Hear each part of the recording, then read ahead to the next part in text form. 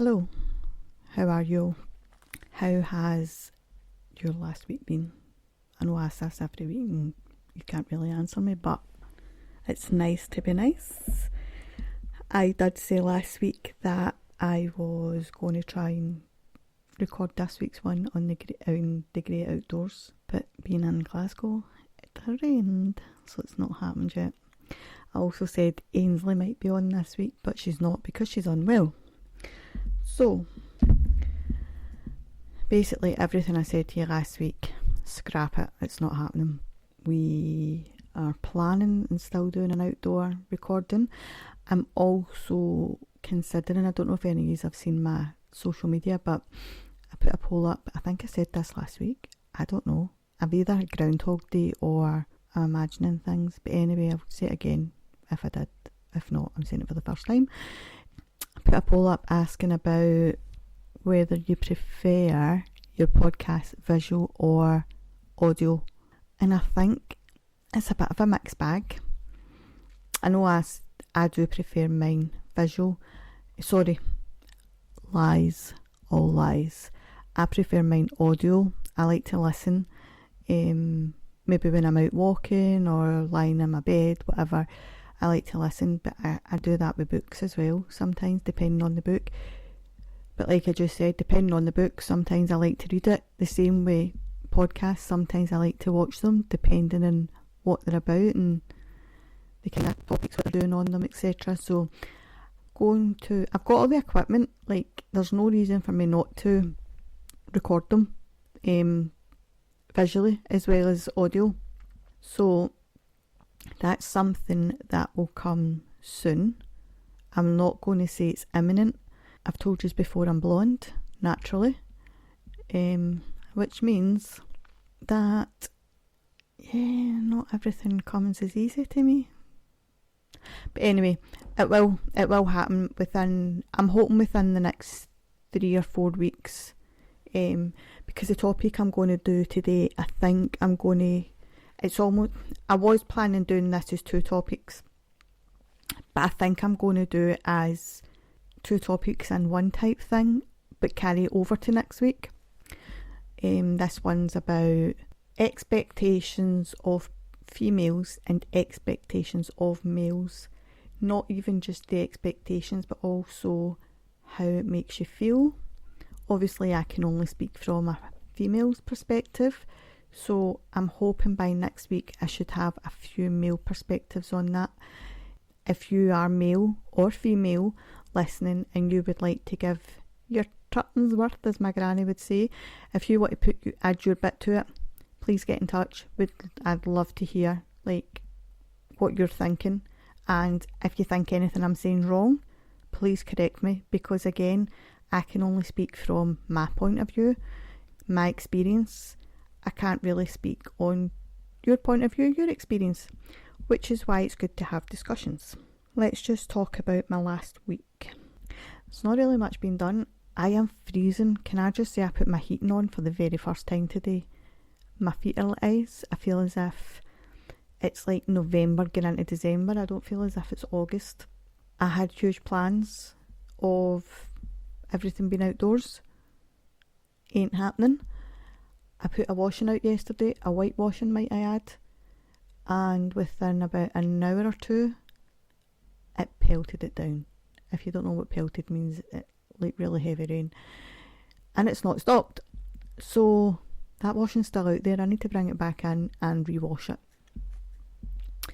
We're back in the swing of things with school, doing school runs.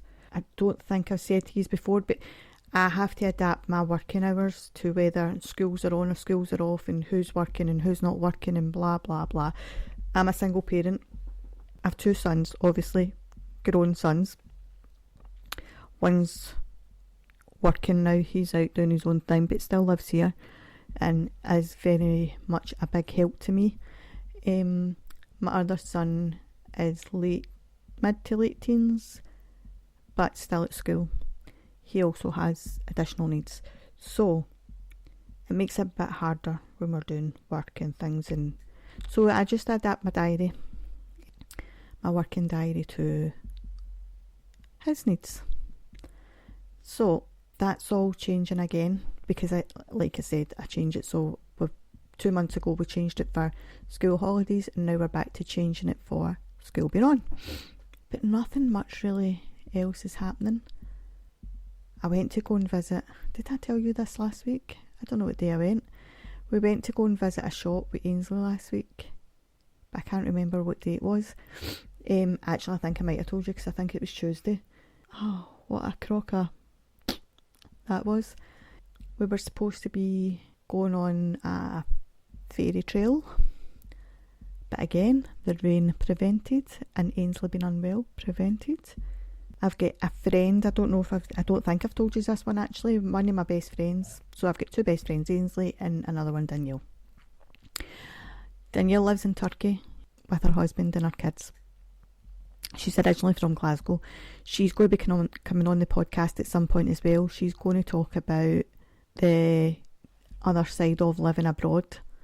So she's going to give that from her perspective. But yeah, she lives in Turkey and she's coming home for a week. Today she comes home. I'm sure she flies tonight at some point. So that'll be good to see her and the kids. Although her children do bully me, might I add. I accuse everybody of bullying me, to be fair. So usually when I'm saying they're bullying me, just ignore me. But yeah, let's get into this one. So, females, how do you think the world sees you, or how do you think the opposite sex sees you, the younger generation, older generation, depending on what age you are? Obviously, most of us are born into a certain sex, and I know some people do transition into the opposite sex at some point in life, and that is absolutely their choice, and I'm all for everybody having their own choice. But I'm just generally talking at the minute about people that were born female or born male. We can obviously bring anybody in that's transitioned. We can bring their opinion in if they'd like to write in, give us insight into their perspective, how they've found things. But when I give out my information, this is generally about if you're born female or born male. I just want to clarify that. So obviously when you're born, everybody loves you and you're the cutest thing and blah blah blah, and then we start to grow up and we're all different. So when we're born, we're the same. We grow up and we change, sometimes for the good, sometimes for the bad, sometimes indifferent. But also, as we're growing, you don't just grow up like from child to adult. You're continuously growing throughout your whole life. Even as an adult, you're continuously growing, you're continuously learning, and you can always better yourself as well. But you also have to be mindful of your own feelings, which could be another subject. So obviously, a couple of expectations of females. Everybody always thinks when you grow up, you're going to get married, you're going to have kids as a female, and you're potentially going to stop work to look after those kids. Obviously that depends on financial situations. It can also depend on whether you want to stop work. You might have a career, you might not have a career, but you might still want to go back to work because that's your one stable thing. That's your thing that is you. You can get lost being a mum. But again, just because that's everybody's expectations of you doesn't mean that's what you want. So growing up, we get to preteen, and for girls it can be anything from sort of 9, 10 upwards. Girls' bodies start changing, hormones, and obviously the dreaded period comes along. But when we are grown and when our bodies are changing, you've got to remember that these are all changes on the a lot of these changes, are on the inside. Obviously there are some changes to your structure on the outside, but a lot of changes are happening on the inside, and we don't understand these changes. All these hormones are flying about the place. And obviously they can cause mood swings, they can cause us to change, we can start reacting differently, start treating people a bit differently, especially people that are close to us. And that is the joy of hormones. But I think sometimes we need to sit, especially children or pre-teens, young teens, we need to sit them down and explain that the way you're feeling is normal, and we've all gone through that, and that it's your hormones, it's your body changing, it's your body adjusting to this new cycle. Because we don't automatically think of it like that, especially if it's something new. But like I said, then comes the dreaded period. And for most women, you've got that for the next potentially 30, 40, 50 years, depending how long your period continues for. But obviously with periods, that means that you're potentially able to conceive naturally. And again, that's not always the case either. And if you are unable to conceive naturally, that's not on you, that's nothing you've done wrong. It's, I suppose, your makeup. But it doesn't mean to say that you can't have babies. But anyway, this is more about expectations at the minute. So you get to secondary school, high school, whatever you want to call it, and it's time to knuckle down. I think going back to when I was at school, and I've thought about this more over the last few years, few months, more so maybe recently.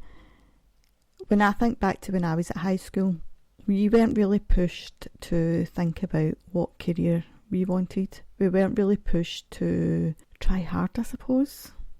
We weren't given any kind of encouragement. There's a lot of things that weren't done. And I think if we had a bit more encouragement, there would be more of us that would have stayed on at school. We all know I left school as soon as I could. Maybe more of us would have a career. And it's quite sad to think about, because when I think about all the different careers that I potentially could have had, because I do have a brain in there, as my mum keeps telling me, oh, you've got a brain in there, but you don't always use it. No bother, Helen. So when I think about all the different careers that I could have had, and some, might have been an interest to me, some not. For example, I would definitely not be in any kind of medical field, apart from the fact I'm definitely not intelligent enough to be a doctor. I don't like blood. I don't like needles. We've determined this in the podcast about my son ending up in hospital in Spain. Don't like blood, don't like needles, don't like all the gory bits, and I definitely don't want to be cleaning anybody's backsides. It's hard enough when you're changing your own baby's nappies and cleaning up their sick. I don't want to be cleaning up strangers because it makes me heave, makes me want to be sick. So that's one that we could rule out. But when you think about, like for example, I only started training into counselling or considering counselling in my 30s. Didn't fully start up my own business until I was, I don't even know what age I was. I want to say 40, 39, 40.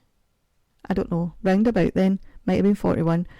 Actually, yeah, it might have been 41. 40, 41, somewhere like that. Because obviously I can't tell you what age I am, but I also forgot what age I was for a minute. But yeah, that counselling is not something that was ever spoken about back then, maybe. So maybe if I had been told about it or had an insight about it, I potentially might have chose that. Again, I might not.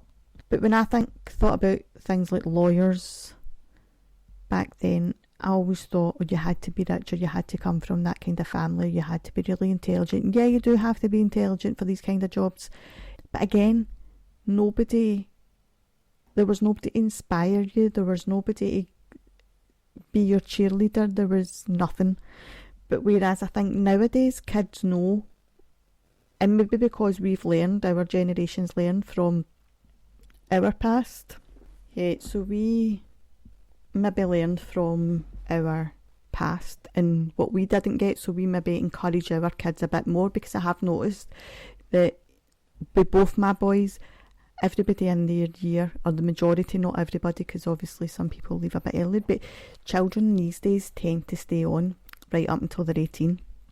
Obviously they can leave when they're 16, but you kind of want them, if they're leaving at that age, you want them to be leaving to go into further education or an apprenticeship or a job or something.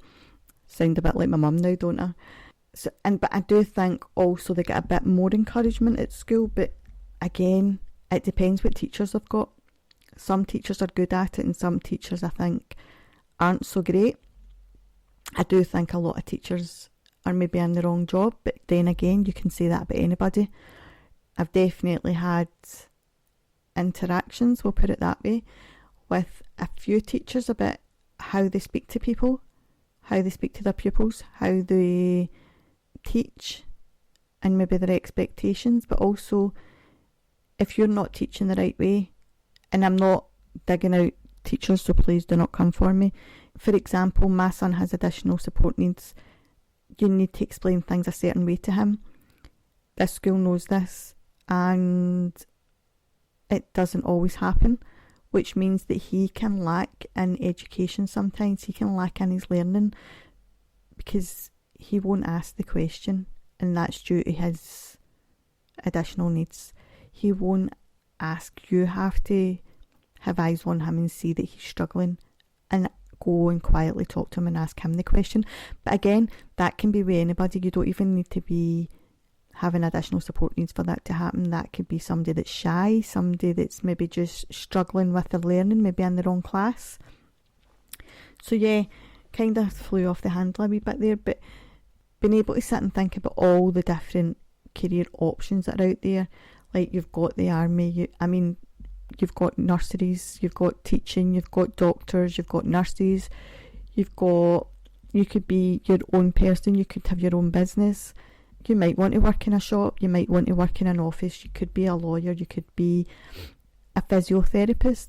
The list is endless, but it's letting people know the list is endless. It's letting people know all these different careers are out there. Journalism, for example, you could become a writer, you might become an author. So letting people know and letting them know what they need to do to go down this route or whatever route they choose. But that's not just about females, that's about males as well. But I think with females, it's definitely, in my day, it was more seen as females were supposed to do certain jobs, one of them being a mother, and other jobs were more for men. But obviously now we've got a bit more equality, and we'll talk about that in a minute, and I don't know that some people agree with what I'm saying and some people maybe not, but again, that's just difference of opinion, and that's why we have discussions. So yeah, so you go through school, maybe go to college, maybe go to university, and you've got your job. Then you get to a certain age and people think, when are you getting married? Now, marriage isn't for everybody. I personally have never ever sat and thought about what my wedding day would be like, and I do know that there's so many young girls out there who sit and dream about their wedding day, and I think that's amazing, and it warms my heart to think about it. It's just not for me. It's just never been something that I have dreamt about. Not to say that I would never get married. I mean, I do say quite a lot, I'll never get married, but it's not to say, I would do joke about that. It's not something that's on my to-do list. It's not something that's on if I had my bucket list. I would rather be with somebody, currently not with anybody.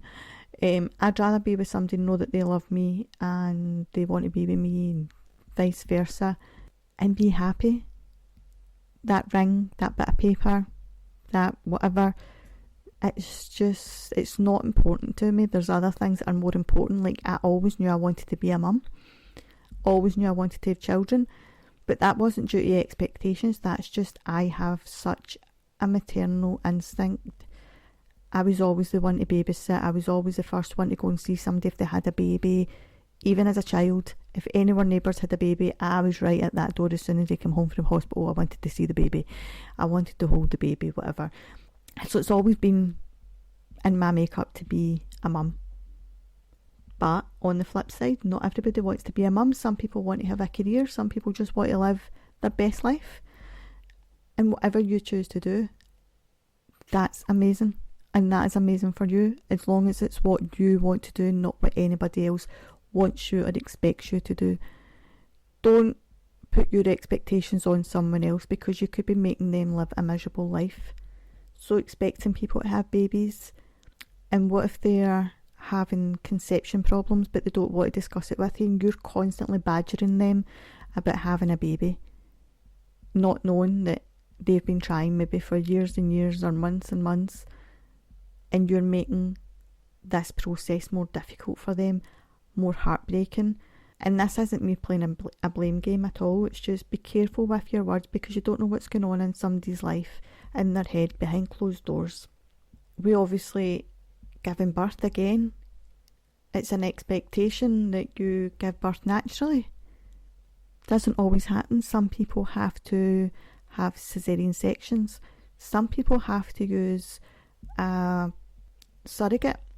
And either of these ways are absolutely fine, as long as it's what you want and it's keeping you healthy, keeping you happy, and your baby comes along and brings you the joy that you always imagined holding your precious little baby. But we need to think about after the birth. After a lady has a baby, you can't just expect them to be up cooking the dinners and blah blah blah. Now, I will openly admit, I am the worst. I can't sit down. So when I had my first, I was young. I fell pregnant at 19, had him just before I turned 20. But I was very strong-willed. I was determined to be the best mum I could be. But I do not like staying in hospitals. I don't mind going to visit. I don't mind going to appointments. I do not like staying in hospitals. So I had to be induced, not very early, just a few days a week, something like that. A few days, I think it was like 4 days early, 5 days early. I was getting induced. So I goes in on the Friday. I was to be in the Friday afternoon, goes in the Friday, and that was fine. They took me to the ward, and they have to give you this gel capsule thing, don't know, they insert it inside you, and it was great. Within an hour I was getting contractions. Bloody amazing. I thought, this is a breeze, this is going to be over in no time.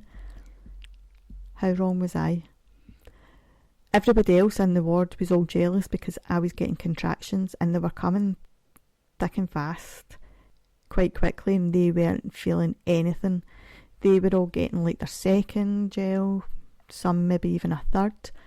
So my mum was going to be my birthing partner, and she was sent home, I think maybe about 8 or 9 o'clock at night, and they said, don't get too comfortable, I think we'll be phoning you through the night to come in for delivery. She's like, right, okay. No, that didn't happen. She came in the next morning, they still had to break my waters.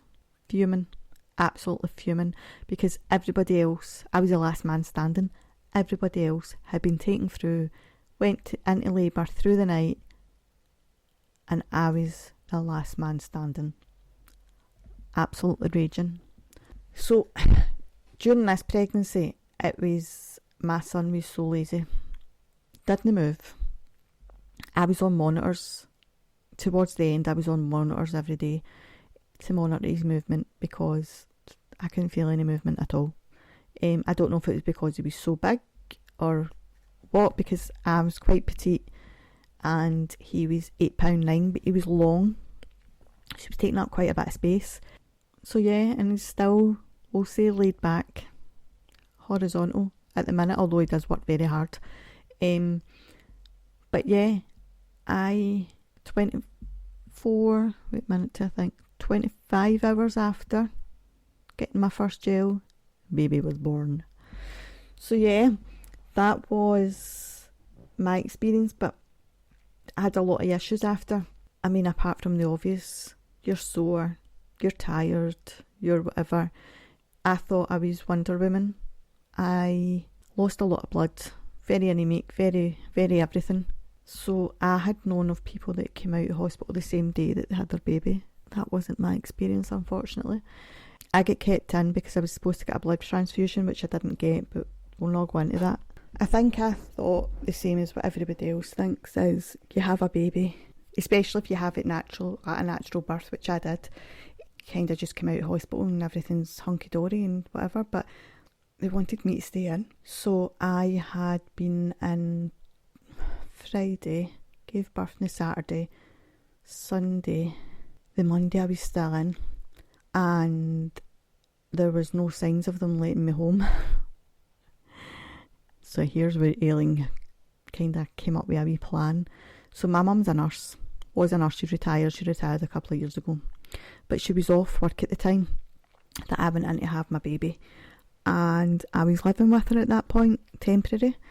So I phoned her and I said, "Oh, I'm getting home, can you come up and get me? Remember to bring the car seat." My mum and my dad toddle up to the hospital, come and get me. And the nurse walks in and they sees me getting my baby dressed and the car seat's sitting there, and she's like, "Where do you think you're going?" And my answer was, "Home." So then, bearing in mind, I'm a parent at this point and an adult, I get into trouble with my mum, I get in trouble with my dad, I get in trouble with the nurse. Mum's like, "You told me the nurses said you could come home." So I had to admit that I was lying. But I felt fine. Kinda, sort of. So I convinced my mum to convince the nurse to let me home. So my mum's given it, I'm a nurse, she's living with me, I can check for any signs, blah, blah, blah. And the nurse is like, "I'm still not keen to let her home." So yeah, sorry, my phone just went there. The nurse midwife wasn't keen on me going home, but she did agree to speak to my doctor, my consultant. So I had to wait an agonising hour for them to say, "Yeah, you can go." Don't get me wrong, I did say to them, "If you don't let me, I will climb out the window, and if I need to leave the baby here, I'll come back and get him." I mean, obviously I would never have done that, but in my head, it was a threat. Because I wanted to go home. I wasn't staying in there for another day. So that was fine. Came home, and it was in the summer, and it was an amazing summer that year, like right from March, sort of mid to end of March, right through to beginning of the middle of October, something like that. The sun was splitting the skies. There was not a break in between at all. Like, we had an amazing summer that year, so I was always out with the pram. So yeah, comes home, gets all settled, gets something to eat, whatever. And then we decide, my mum was going to go to Asda, which is about a 10-minute walk, maybe 15 at a push, if depending how fast you're walking. So I says, "Oh, I'll come with you." And she was like, "No, you're staying in." Because, I mean, I was as white as a ghost. Nah, I'm coming. I collapsed. So I get made to sit on the bench at the front door of Asda while she went in and done her shopping. Came back, and luckily on the way back, our taxi driver, neighbour, was a taxi driver, a black hack. So he stopped and gave us a lift so we could get the pram and everything in. And then that was me. I wasn't allowed out again for nearly a month. I was bedbound. But I tried. Do you not always say to people, you don't know unless you try? I would never have known that I could not make that walk if I never tried. And what would have happened if I'd done it on my own? Do you know what I mean? Like, everything happens for a reason. So yes, after you give birth, it's not as easy as just going and getting on with it. So if your partner, family member, friend has just given birth or is due to give birth, please look out for them. Do as much as you can for them, even if it is just making that cup of tea that they can't have because they're feeding a baby or changing a baby, bathing a baby. They're just tired in general. Please help them. I kind of did do the same thing the second time I was in having my second son. Didn't collapse this time. Didn't almost hemorrhage. I don't think. But did annoy the midwives. The worst, I did almost hemorrhage, that's a lie. The worst thing they done though was put me in a bed. It was one of the single bedrooms, but it was right at the nurse's station, midwife station, because I was bleeding so heavy. So that was the worst. That was their number one mistake. I did get in trouble with my mum, and I was warned, do not tell them you want to go home. Do not badger them to get home. You stay in as long as you have to. And I was like, no chance. So, in the Wednesday, had them on the Thursday. Friday, I was still in. I was not happy. Like, I should have been out on the Wednesday if you ask me. My mum brought my oldest up on the Friday.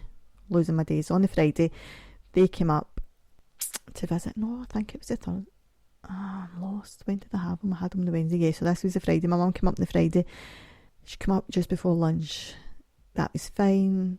They left about 7. That was fine. 9 o'clock, I phoned her to say I was coming home. 9 o'clock at night, may I add. And that was purely because I badgered those poor midwives. They must have been like, just get her out of here. Just let her go. So then I had to sign forms and everything to say that it was my choice to leave and blah, blah, blah. But again, I don't recommend leaving until you're advised. I'm my own worst enemy, but I just don't like staying in hospitals. I really don't like it, and I didn't like being away from my son. Had never been away from him. The only time he'd ever been away is if he stayed overnight with my mum. And again, I would pick him up like 8, 9 o'clock in the morning.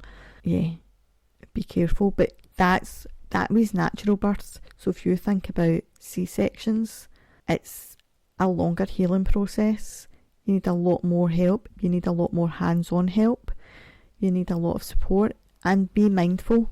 Just be there for each other. Just be there for everybody. It might even be that they just want somebody to talk to them as an adult and not gooing and gahing over a baby.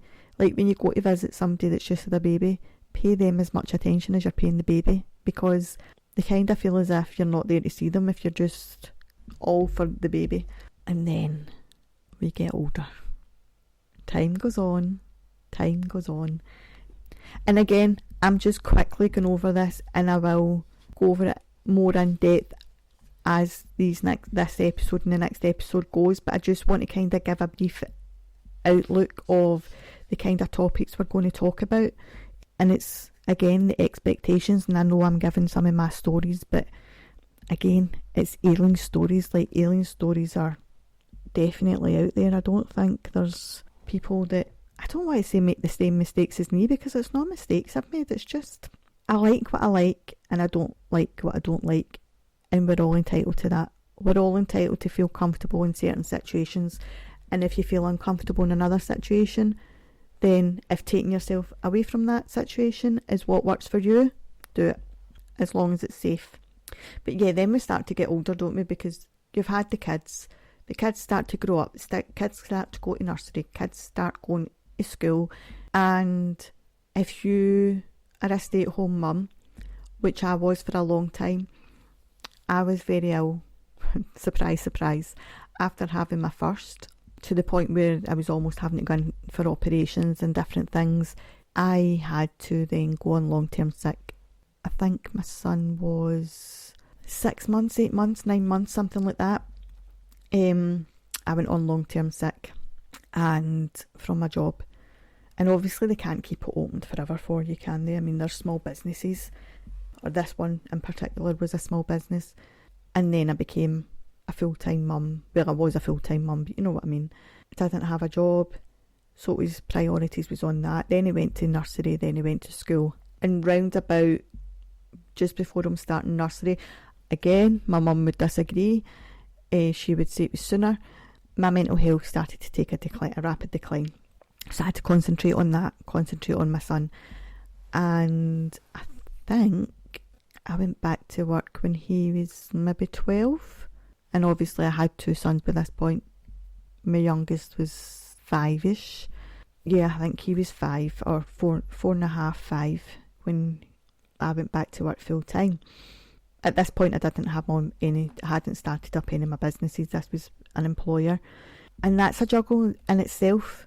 You are trying to juggle being a parent, you're trying to juggle running a house, you're trying to juggle a full-time job. In my personal situation, I was a single parent doing all this on my own. Some people do have a partner, some people don't. Some people have family members round about. I did have family members, but most of them worked. My mum worked full-time. My dad was living down in England by this point, and my brother could help sometimes. My gran could kind of help sometimes, but you would either need to go and pick her up and bring her to my house or my mum's house, or drop the boys at hers. But then if you drop the boys at hers, they're bored all day. It's one of the ones, it's a catch-22. But then you're getting older and you're thinking, you're seeing your children growing up and you're seeing different things, and you start getting different emotions in your body. You start thinking about children's future, you start thinking about your future. You're starting to think about where you want to be. Do you want to stay in the house you're in? Do you want to move? Do you want to stay in the job you're in? Do you want to move jobs? Do you want to try and go for promotion? Do you want to retrain? Which obviously I done. So yeah, there's all these different things as you get older. It's like, it's not problems, it's just a different outlook on life. Some things might be a problem, but problems can normally be solved, sometimes with a bit of support. And for females, as we get older, we obviously know our hormones change all the time, especially from month to month, year to year, whatever, and then we get to the point where menopause is looming. And when you know you're starting to get near this menopause age, you start to think about whether you want more children again. I mean, you probably don't. Personally, I would have had more children if I was in a different situation, but I wasn't. But then at that point when I was thinking about it again, it was more so because it's almost like you're grieving what you no longer can have, or potentially what's going to be taken away from you. So you're grieving because your body's changing, which means that at some point in the coming years, that choice is taken away from you. So it wasn't necessarily that I wanted a baby at that point, but that choice was going to be taken away from me soon. So was this going to be my last chance to have a baby? Should I just have a baby just because? And that's not a reason to have a baby. You don't do that. You don't have a baby just because you might never be able to have one again. You have a baby because you want to have a baby, and you're going to love that baby. And I would have loved and cherished any babies that I would have had. But yeah, that was more because I knew I was getting to menopause age. And you can kind of roughly judge when menopause is going to kick in. It's normally you take it from your mum's side of the family. So you go by your mum's, her sisters, her mum, that sort of thing. What rough age did they start? And that will roughly give you a guide of when you start. So my family, it starts quite young. So I think about 36, 37, I started to think maybe I am. Now bearing in mind, I am not in my 30s anymore, I am in my 40s. But it took, I would say, wait to account now, you're saying 6-7 years before anybody even considered helping me with perimenopause, which is obviously the lead up to full-blown menopause. And one of the things a lot of doctors will say to you is, oh, you're too young. You're not quite old enough. It can't be that. Well, actually, I'm not too young. I am old enough. And it can be that, because menopause can happen at any age. Although there is a certain age where it's more likely to happen, and there's ages where it's less likely to happen, but it doesn't mean to say that it's not going to happen out with those ages. So that, I think a lot of doctors need to be more clued up on that. They need a bit more, I don't know if training's the right word, but maybe a little update, a little notification. And like when you were pre-teens, like we spoke about, when you're pre-teens and you've got the hormones and everything changing and you see your body's changing, the same happens when you get to the other end of the scale, where you're menopausal, perimenopausal, had babies, whatever it may be. You see your body changing again. And I think a lot of people, not everybody, but a lot of people, maybe even most people, struggle more with the body change as they get older. Obviously, you look in the mirror and you maybe don't recognise yourself at a certain point. I know there's some people will focus on their face, some people will focus on their legs, some people will focus on their belly. Everybody's got a different point of their body where they will focus. I'm quite good at making a joke of things, and I will always make a joke of something before I let anybody try and bring me down. I'll make a joke about myself. I'll take the absolute mick out myself. I was going to say something else there. Before anybody else can try and bring me down or try and make a fool of me. So yeah, I'm very good at that, and it's a defence mechanism which I've had to learn over the years for various reasons, and we might get into that at a different time. So yeah, body changing, and I think we all need to be a lot kinder to each other, a lot more mindful, be more positive towards each other.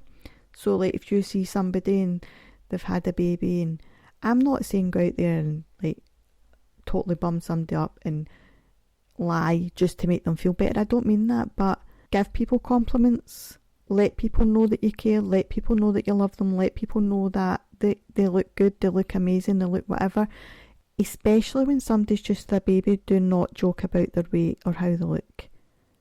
I mean, you should never do that anyway, but definitely don't do it then. So that's like the expectations about people to have children. You've also, like I said before, you've got the expectations of you must get married. Just because you want one thing doesn't mean to say somebody else wants it. They might want to travel the world on their own. They might want to travel the world with friends. They might just want to move to another country. But again, just because it's not on your expectation list doesn't mean to say that it's not for them and that's not what they should do. Everybody's allowed to try something, because if you don't try, you're always going to think, what if? What if I had done that? What if I didn't do this or whatever? You don't want to live with what ifs.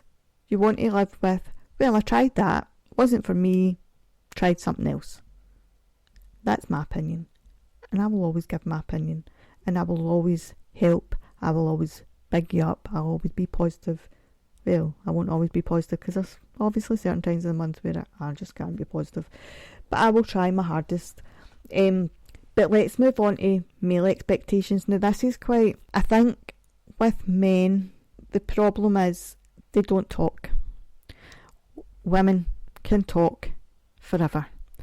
We will, majority of the time, open up. We will maybe give clues to how we're feeling, normally in our face or our tone of voice. But men don't give clues, men don't open up. And this isn't all men. This is just, again, what people think. Men think that if they open up or they go and speak about their feelings, then they're not men anymore. We need to stop that. Like, who made that a thing? Who decided that was a rule for men? Because whoever did needs to go back to school. They need to educate themselves. We know that a lot of men will take their own lives before they will ask for help. And it's very common, and we see this more and more, especially because we've got social media nowadays. We've got online, you can watch the news online, you can basically see anything 24/7 just by having internet. So we see daily about men going missing, women as well, but obviously I'm talking about men at the minute, and I will go into the mental health side of it for women in a sec. But men are more frequently taking their own lives. They're going missing. They are harming themselves. You hear as well now about murder-suicides, which is heartbreaking. But that's because somebody's, and this isn't just about men, this can be women that do this as well, their mental health or their current situation has got so bad that they do not see a way out. They don't even think asking for help would help. But they don't want to leave. Say, for example, they had somebody who had disabilities or couldn't look after themselves or whatever, so they don't want to leave them because they don't know what is going to happen to them, this is where a lot of murder-suicides come in. They take that person's life, then they take their own life. And they think they're doing it in their head because of how irrational their thoughts are at the time. They think they're doing a good thing. They think they're doing the right thing by doing that. But obviously, when you think rationally, that could have been prevented if someone had just asked for help. If they went to speak to a professional or a family member or a friend about their struggles, their thoughts, their fears even, that could have been prevented. But yeah, men, again, you're born, you're this cute little baby, everybody's gooing and going over you, then you go to school, then you, then you go to school and you start to grow up. And males also have hormones, which we don't talk about enough. We always, and I think it's because a lot of females joke when somebody says, oh, what's the matter with you? And you say, I'm hormonal. I mean, I could be hormonal 24/7, 365. If I was using that as an excuse, I'd just be like, I'm hormonal. It just rolls off the tongue too easy. And we're not always hormonal, but yeah. But men have hormones, men's bodies change, males, bodies change as they grow. When they start to become preteens, you might see their physique start to change. Then as teenagers, obviously you go through puberty and everything else, and all these hormones kick in, their voice changes, and that then changes their emotions. But for some reason, men, boys, teenagers, whatever, teenage males are not allowed to be emotional. Why not? Again, who said this was a rule? Why can men not show their emotions, whether it be happy, sad, indifferent, whatever? But I think then once they get past that stage, they obviously leave school, go to college, go to uni, or get a job, whatever it is they decide to do. But this is where all the expectations start coming in for men, is once they become, in inverted commas, an adult. From that day you become, from the day you're born basically, but more so as you become an adult, there's, in my opinion, a lot of pressure on men. I have spoke to a few males who confirm some or all of what I'm talking about. Again, I'm going to try and get some quotes from people or some stories or whatever from people, males and females, about what it's like being grown up as that gender, their gender. So you've got the expectations of, you're a man and you now need to work for the rest of your days, you have to provide, you have to get married, you have to have children. But if you want to play about and do whatever, have fun, do this, do that, enjoy your life, you do that. You do you. Females don't get that. That's where one of the differences start coming in. Females are supposed to settle down, have this, do that, do that. Females are supposed to be virgins when they get married, blah, blah, blah. But men can go and sleep with as many men as they want. Women, men, whatever, whoever.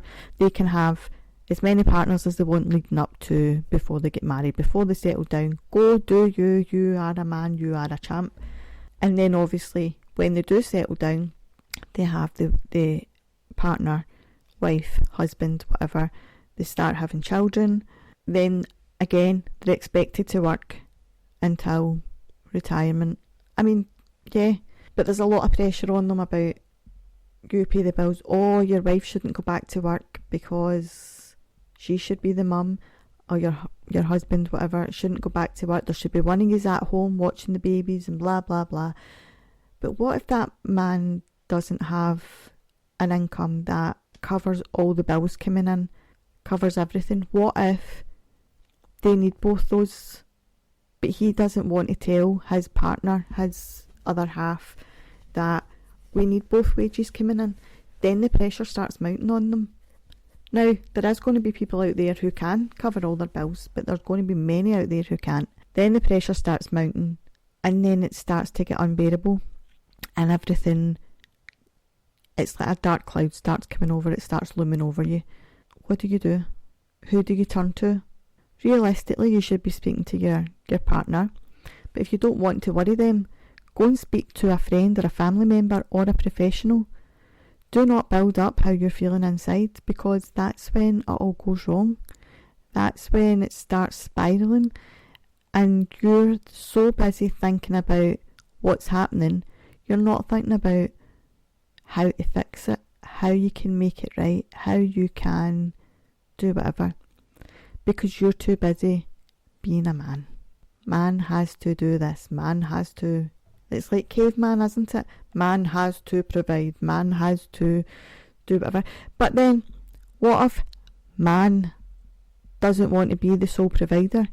What if woman wants to be the sole provider, but man won't let the woman be the sole provider because everyone says man has to be sole provider? Whoever earns the most money, or whoever wants to be the sole provider, or whoever wants to be the stay-at-home parent, if yous can afford it, allow it. If yous want to take turns each, where yous both work, one works 3 days, one works 2 days, yous both work 3 days a week, whatever it may be, you do what's right for you and your family, and do not bat an eye. Don't bat an eyelid about what anybody else has got to think, because they're not living your life. They're not paying your bills. They're not bringing up your children. So don't allow anybody else to tell you how you should be. Now, mental health in men is big. As I said earlier, it's huge. Sounds like something out of Pretty Woman. Do you remember? Have you watched that? She goes into the shop. She's like, big mistake. Big. Huge. Men's mental health is an all-time high. And in Britain alone, the age group where it's more prominent, if that's the right word to use, where it's a higher percentage of men are taking their own life. In Britain alone, it's 21 to 35. At the last time I checked the results, it may change, and if it has changed, I will update that next week. Now, a lot of this is because man shows no emotion. And that's not because man doesn't want to show emotion. That's because man has been told man show no emotion. That's me doing my impression of a caveman, in case you hadn't got that yet. But yeah, this show no emotion, what's that going to achieve? Like, one, if your partner thinks that you have no emotion in there and you don't care, how is that going to benefit anybody? Two, as I said previously, if you build up all those problems in your head and you do not share them with anybody, what is that going to achieve? What if just talking could help? You might not even need medication. You might not even need to talk for a long time. Let's just say sometimes when a person's not in your situation, they can see something you're not seeing. They may see a solution you're not seeing. They can potentially look outside the box to find a solution for whatever is happening in your life. Whatever you need, the support you need, anything at all. And going back to man can have as many relations as he wants before man gets married. When you've got single friends, but you're no longer single, but you've got all the pressure from those friends, oh, come out, have a good time, blah, blah, blah, be single, do this, do that.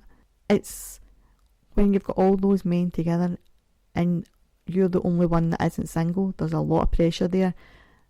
And I understand it probably does take a lot of guts and a lot of willpower to say no to certain things, but saying no is the answer. And I'm not saying say no to nights out, because everybody needs their own time.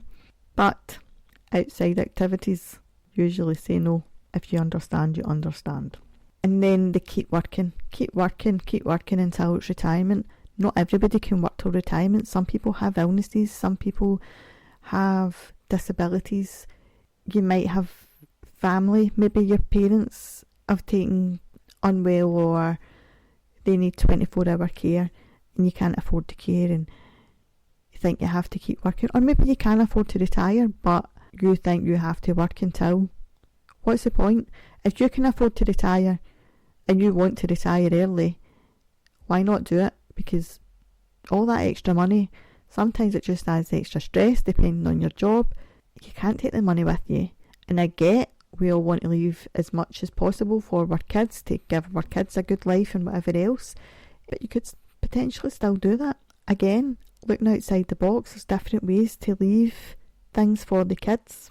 And as we said earlier, for both men and women, our bodies change over time. So when you're going through puberty, regardless of whether you're male or female, your body changes to a degree. Obviously, a lot of women's bodies change after having children. Now, this is where some of you might be like, oh, Aileen, shut up. But men's bodies can change as well after having children. Dad bod, you know? We get very comfortable. We get very comfortable just snacking. We get very comfortable eating something quick on microwave dinners or whatever it may be, because we have to come straight in from work and then take the kids to the football or take the kids to gymnastics or whatever it may be. You might be picking them up from Gran's, or you might be picking them up from the childminder. Maybe you then need to do the homework, do the baths, do the this, do the that, do the dinner, and you just think, microwave dinner it is. And that's fine, because as long as you're eating, that's the most important thing, because you need to fuel your body or you can't do anything. But then again, social media can be a good thing. It can also be a bad thing. The same as magazines, the same as any kind of media, external media. We only really see certain body shapes on telly, especially when you talk about things like Love Island. We only see certain, not so much now. Magazines are getting a wee bit better. I do personally think they still have a long way to go, but there's certain body shapes that are seen more frequently for both males and females, which can then put a lot of pressure on you if you don't look that way. If you want to go to the gym, or if you want to go on a night out, you want to wear certain clothes, whatever. And again, men, I think because a lot of people think men should be muscly, men should be this, men should be that, then a lot of men maybe feel a bit uneasy going to the gym. They maybe feel as if they're not quite as manly, and that's not true. Me personally, yeah, muscles nice and whatever, but it's not something I look for in a man. But again, it's all down to preference. Like, some people absolutely adore muscle. I don't. If you showed me somebody who was like a, what do you call them? We'll just call them Mr. Muscles, but you know what I mean?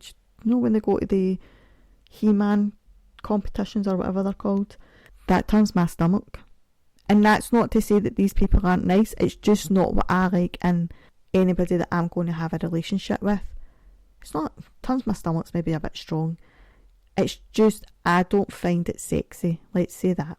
I like, in inverted commas, normal body. But yeah, we all like different things. Again, I'm rabbiting on. But that's kind of how this next week or two is going to go. Going to try and get, like I said, some more information. But we do need to focus a bit more on mental health as a whole. But we need to try and get men talking, because like I said, women, although some women, they find it hard to get started, and then once they feel at ease or whatever else, they might find it a bit easier to then start letting go and talking about their whatever's concerning them. Men, it's getting them to talk, getting them to open up, getting them to a point where, and it's not even just making them feel at ease, it's getting them to stop thinking what other people are going to think about them if they do struggle with their mental health. Stop thinking about people judging you because you're struggling with your mental health. Stop thinking people are going to, laugh at. I don't know what it is men think. I mean, if somebody could please write in and tell me what men think, because clearly I'm not male. My mum does say I should have been a boy, but I'm not. Yeah, we need to change the way men think. Maybe we need to change the way women think as well, because are we portraying that onto men that they shouldn't open up? Are we making men feel that way? And this isn't me playing a blame game.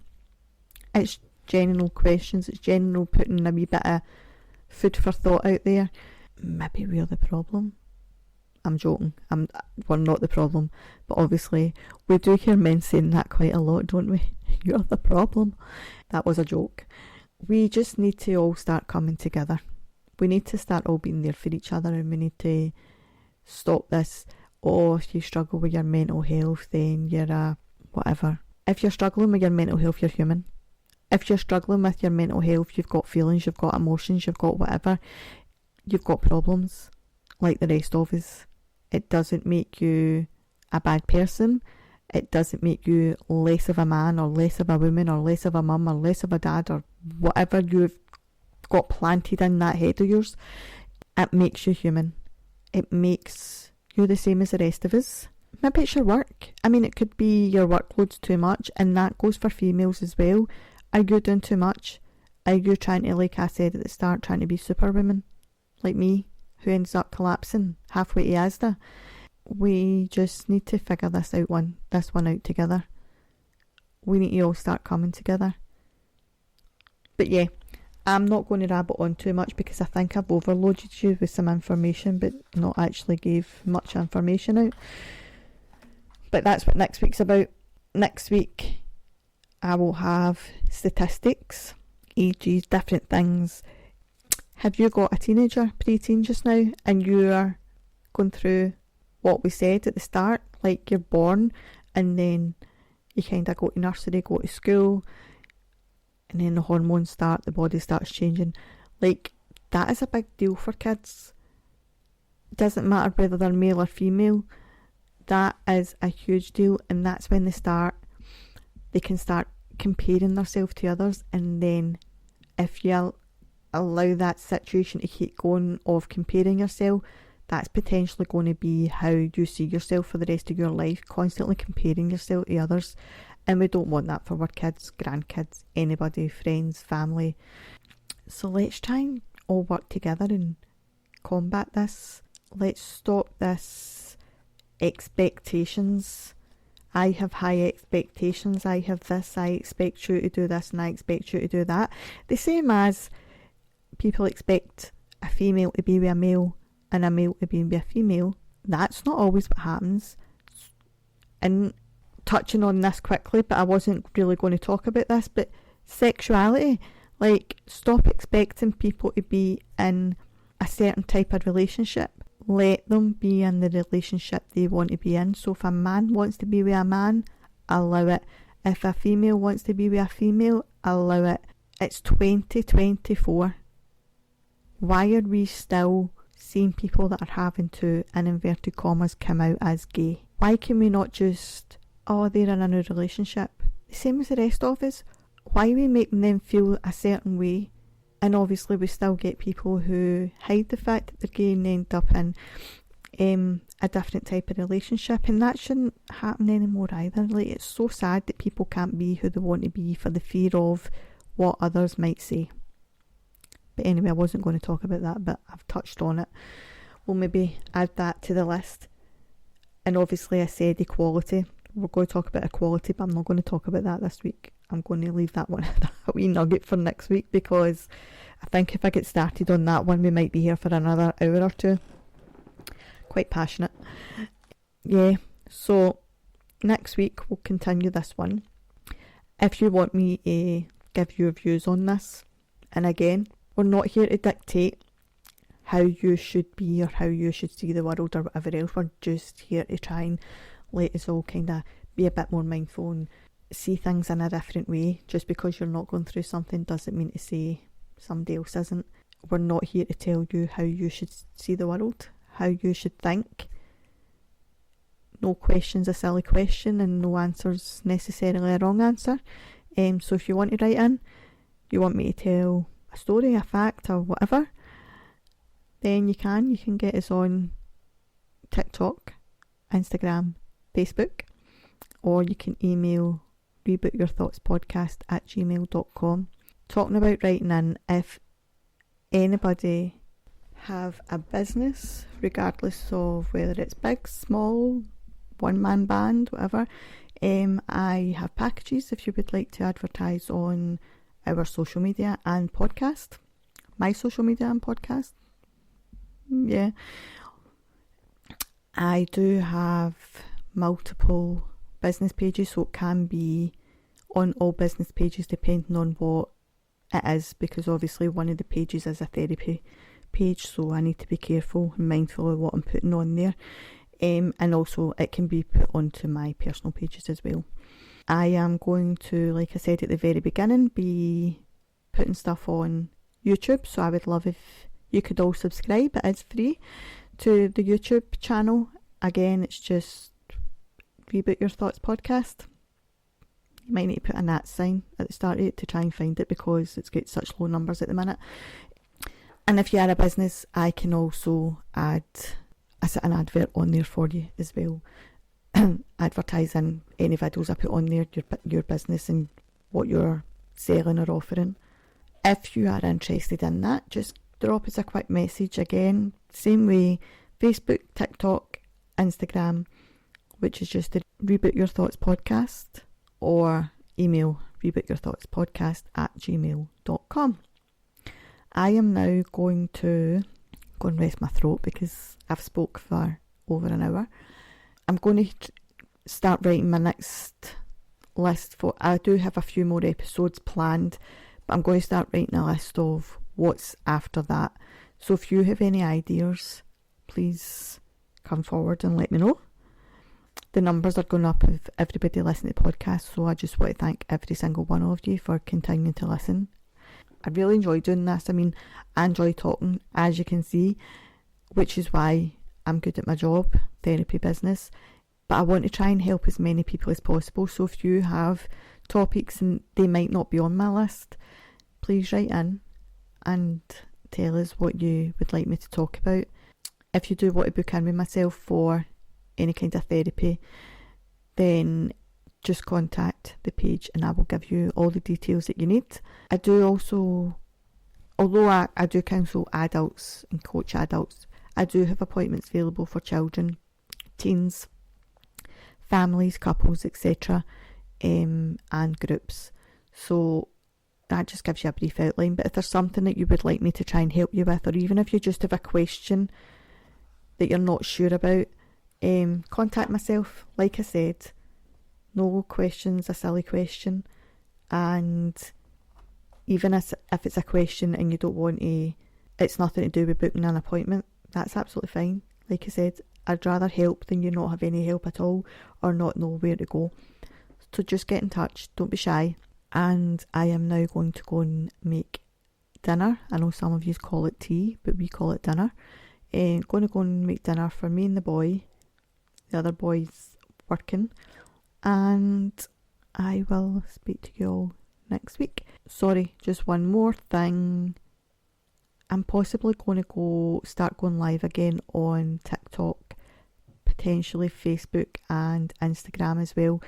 I'm not sure. I'm thinking about it. The same as thinking about TikTok, not TikTok. Now I'm confusing myself. Same as thinking about YouTube. I'm hoping to start doing a bit more on the socials. If I don't in the next week or two, then definitely in the coming weeks, I'm going to try and get on that a bit more. Obviously, it's good to interact with everybody. So it'd be nice to hear your opinions, nice to hear anything that is not just about the podcast, but just, I suppose, life in general, because this is what this is all about. Mental health and life in general. So yeah, it'd be nice to see some of you there. And yes, I am now going to go. I've burned your ears long enough. So enjoy the rest of your week. I hope you've enjoyed this podcast. I hope I haven't rambled on too much. And I will hopefully speak to you all soon. Thanks. Bye bye.